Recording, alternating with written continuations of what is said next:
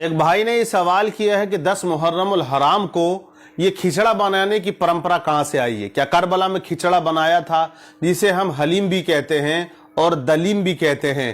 تو کھچڑا کب بنا، کہاں بنا، کس کی سنت ہے؟ کیا یہ کربلا میں بنایا گیا جو عاشورے کے دن فاتحہ خوانی اس پر ہوتی ہے، فاتحہ لگواتے ہیں لوگ، بناتے ہیں؟ آخر اس کی وجہ کیا ہے، ریزن کیا ہے؟ تو بہت سے سوالات اور بھی لوگوں نے کیے ہیں اس بارے میں۔ تو پہلے تو آپ کھچڑے کی ہسٹری کو سن لیں۔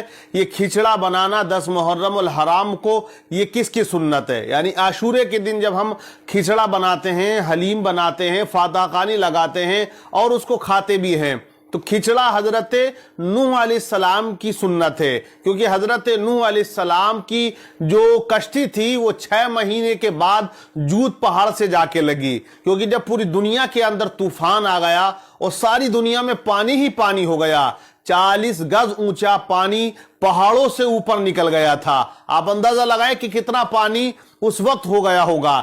تو اللہ کا عذاب یہ نوح علیہ السلام کی قوم پر آیا، لیکن جو آپ کے جانثار تھے، ماننے والے تھے، وہ آپ کی بنائی ہوئی کشتی میں سوار ہو گئے۔ ایک روایت میں وہ 82 یا 86 لوگ تھے، تو وہ کشتی 6 مہینے تک وہ پوری دنیا کا چکر لگاتی رہی۔ اللہ کا نام لیتے وہ کشتی چلنے لگتی، اللہ کا نام لیتے وہ کشتی رک جاتی۔ جہاں حضرت نوح علیہ السلام کو روکنا ہوتا تو وہ اللہ کا نام لیتے تو وہ رک جاتی، اور جب چلنا ہوتا تو اللہ کا نام لیتے کشتی چلنے لگتی تھی۔ لیکن میں یہاں ایک تاریخی بات آپ کو بتا دیتا ہوں۔ وہ کشتی جب گردش کر رہی تھی، یعنی گھوم رہی تھی، ساری دنیا کا وہ چکر لگا رہی تھی، تو اس وقت اچانک ایک ایسا بھی مقام آیا جہاں کشتی چلتے چلتے خود رک جاتی ہے۔ جب اچانک وہ خود رک گئی، حضرت نوح علیہ السلام نے رب کی بارگاہ میں عریضہ پیش کیا، مولا یہ کشتی کیوں رک گئی ہے؟ تو آواز آئی ہے نوح علیہ السلام اس جگہ کو آپ پہچان لو، یہ وہ جگہ ہے جہاں میرے محبوب محمد الرسول اللہ کا نواسہ شہید کیا جائے گا۔ اس جگہ کو کربلا کہتے ہیں۔ یعنی کربلا کے مقام پہ جب وہ کشتی پہنچی تھی تو وہ خود بخود رک گئی، اور وہاں پر بتایا گیا کہ یہ وہ جگہ ہے جہاں حضرت امام حسین رضی اللہ تعالی عنہ شہادت کا جام پیئیں گے۔ تو آپ اس سے اندازہ لگا سکتے ہیں امام حسین رضی اللہ تعالی عنہ کی شہادت کی خبر کب سے چلی آ رہی ہے، یعنی کہ پہلے سے ہی یہ بات مشہور ہو چکی تھی کہ امام حسین کربلا کے میدان میں شہید کر دیے جائیں گے۔ اب میں آپ کو کھچڑے کی بتاؤں، یہ کشتی چلتے چلتے 10 محرم الحرام کو یعنی عاشورے کے دن جود پہاڑ پہ جا کے لگ جاتی ہے۔ حضرت نوح علیہ السلام کشتی سے باہر آتے ہیں، یعنی پہاڑ پر اترتے ہیں، اور آپ کا جو کچن تھا اس کو جب تلاش کیا گیا کہ کھانا دانا کتنا بچا ہے، اس کے اندر کچھ دالیں بچی ہوئی تھی، گیہوں بچے ہوئے تھے، تو کئی طرح کا اناج وہ اکٹھا کیا گیا اور پھر سب کو ملا کے حضرت نوح علیہ السلام نے اس کو پکایا تھا۔ یعنی کہ اسی دن اس کو کھچڑا کا نام ہم دے دیتے ہیں۔ تو یہ نوح علیہ السلام کی سنت ہے جو عاشورے کے دن حضرت نوح علیہ السلام نے بنایا، اور عاشورے کا دن وہ عظمت و برکت و فضیلت والا دن ہے۔ حضرت آدم علیہ السلام کی توبہ قبول ہوئی تو وہ 10 محرم الحرام کی تاریخ تھی۔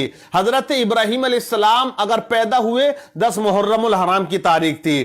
حضرت ابراہیم علیہ السلام پر آگ گلزار ہو جاتی ہے، جب آپ کو آگ میں ڈالا گیا 10 محرم الحرام کی تاریخ تھی۔ حضرت یونس علیہ السلام مچھلی کے پیٹ سے باہر آئے تو وہ 10 محرم الحرام کی تاریخ تھی۔ حضرت موسیٰ علیہ السلام کو فرعون سے نجات جب ملی تو 10 محرم الحرام کی تاریخ تھی۔ حضرت ادریس، حضرت عیسیٰ علیہ السلام کو آسمانوں پہ زندہ اٹھایا گیا 10 محرم الحرام کی تاریخ تھی۔ زمین پر سب سے پہلے جو بارش ہوئی 10 محرم الحرام کی تاریخ تھی۔ جنت بنی 10 محرم الحرام کی تاریخ تھی۔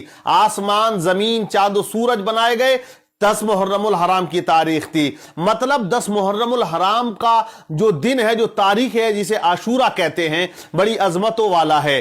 اس دن پہلے مسلمانوں پر روزہ رکھنا فرض تھا، مسلمان روزہ رکھا کرتے تھے 10 محرم کو، لیکن جب ماہ رمضان المبارک کے روزے فرض قرار دیے گئے تو نبی پاک صلی اللہ علیہ وسلم نے ارشاد فرمایا اب جس کا دل چاہے وہ رکھے اور جس کا دل چاہے وہ نہ رکھے۔ مطلب یہ ہے کہ اس کو اب نفل قرار دے دیا گیا۔ لیکن برکتیں عظمتیں بہت ہے. جو عاشورے کا روزہ رکھ لیا کرتا ہے اللہ اس کے سال بھر کے گناہ معاف کر دیا کرتا ہے. تو آپ اندازہ لگائیں کہ یہ تاریخ بڑی عظمتوں والی ہے. لیکن آج کل مسلمانوں کا اصول اور ضابطہ آپ دیکھتے ہیں, میلے ٹھیلے لگا کے حسین اعظم رضی اللہ تعالی عنہ کے نام پر اور بدنام کیا جاتا ہے. مشن کربلا کو لوگ بھول گئے اور جو مشن امام حسین رضی اللہ تعالی عنہ کا تھا اس کے خلاف لوگ کام کرتے ہیں. کھیل کود تماشا بازی میں لوگ مشغول ہو جاتے ہیں, طرح طرح کی باتوں میں وہ ملوث ہو جاتے ہیں.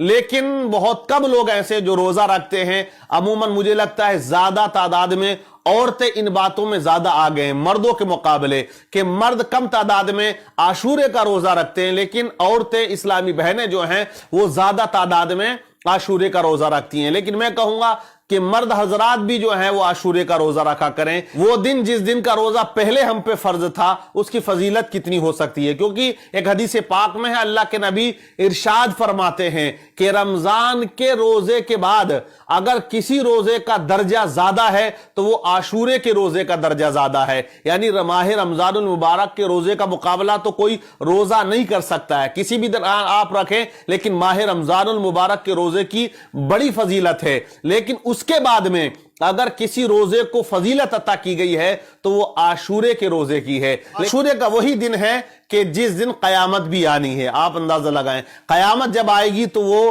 عاشورے ہی کا دن ہوگا, جمعے کا دن ہوگا. تاریخ جو ہوگی وہ 10 محرم الحرام ہوگی, کیونکہ 10 محرم الحرام وہ تاریخ ہے کہ کرب و بلا کے میدان میں امام حسین رضی اللہ تعالی عنہ نے جام شہادت نوش فرمایا. آپ کے جانثار, آپ کے بیٹے, آپ کے بھانجے, آپ کے بھتیجے, تمام آپ کے جانثاروں نے جام شہادت اسلام کی بقا اور تحفظ کے لیے یہ لوگ قربانی دے دیتے ہیں. اور تمام لوگوں کو یہ پیغام بھی کربلا سے ملتا ہے کہ اگر تم نبی سے محبت کرتے ہو, اسلام سے محبت کرتے ہو, تو اس دعوے میں تم اس وقت تک سچے نہیں ہو سکتے جب تک کہ آپ سب کچھ اسلام کے نام پر قربان کرنے کے لیے تیار نہ ہو جاؤ. تو مشن کربلا کیا تھا اسے لوگ بھول چکے ہیں. یاد رکھیں کہ مشن کربلا یہی تھا, لوگ نماز پڑھیں, لوگ زکوٰۃ ادا کریں, لوگ سچائی کا دامن پکڑ لیں اور لوگ دغابازی سے دور ہو جائیں, فاسق اور فاجر کے ہاتھ پر بیعت نہ کریں. اگر رہنما بنائیں تو ایسا بنائیں جو دین کا پاسبان ہو,